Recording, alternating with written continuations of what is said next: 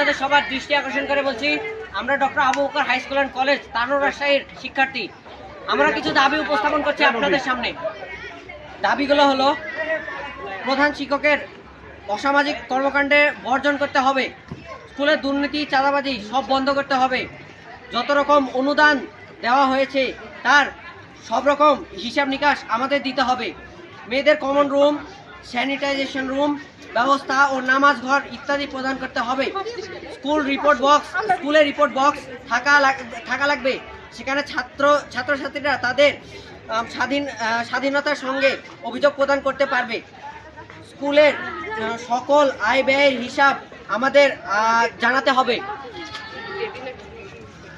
School ক্যাম্পাসে কোনো ধরনের ফাউন্ডেশন মিটিং, এনজিও মিটিং ও রাজনৈতিক মিটিং করা যাবে না এবং করতে হলে ছাত্র সমাজের অনুমতি নিতে হবে। এবছর আমাদের কাছ থেকে 650 টাকা ফি নেওয়া হয়েছে, যেখানে অন্যান্য স্কুলে মাত্র 150 টাকা ফি ধরা হয়েছে। 150 থেকে 200-র মধ্যে। আমাদের স্কুলে কেন 650 ফি? এটা আমাদের হিসাব চাই।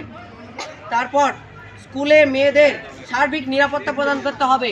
এছাড়াও আমাদের স্কুলে বিভিন্ন রকম অসামাজিক কর্মকাণ্ড যেমন ধূমপান, মদ্যপান ইত্যাদি হয়ে থাকে। এ ধরনের দুর্নীতিগুলো আমাদের দমন করতে হবে।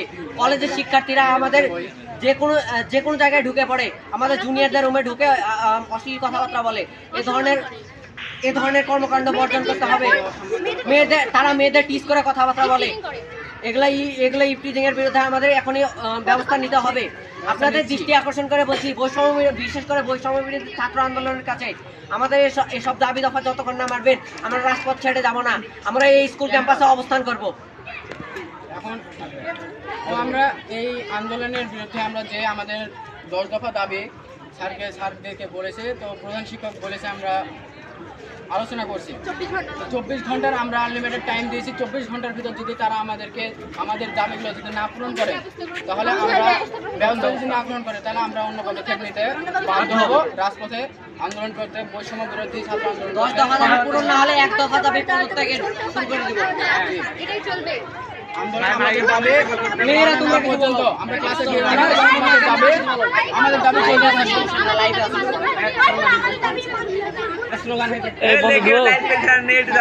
বন্ধের বুকে আমাদের দাবি মানতে হবে। আমাদের স্কুলের দুর্নীতি চলবে না। আমাদের দাবি মানতে হবে।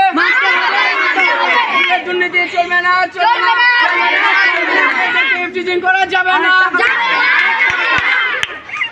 আমাদের স্কুলে গত বছর 8-এর পরীক্ষাতে আমাদের কাছ থেকে দ্বিতীয় সাময়িক পরীক্ষাতে আমাদের কাছ থেকে 400 টাকা ফি নেওয়া হয়েছিল। আর বলা হয়েছিল যে তোমরা যারা 200 টাকা এক্সট্রা ফি দিবে তাদের বার্ষিকে কোনো পরীক্ষার ফি দেওয়া লাগবে না। এবং পরে বার্ষিক পরীক্ষাতে আমাদের কাছ থেকে এক্সট্রা ফি আদায় করা হয়েছে। এই ধরনের দুর্নীতি চলবে না। আমাদের দাবি মানতে হবে। স্কুলের দুর্নীতি চলবে না। আমরা যতক্ষণ না আমাদের দাবি পূরণ হবে আমরা রাজপথেই থাকবো। 100% এই ক্যাম্পাস আমরা ছাড়বো না।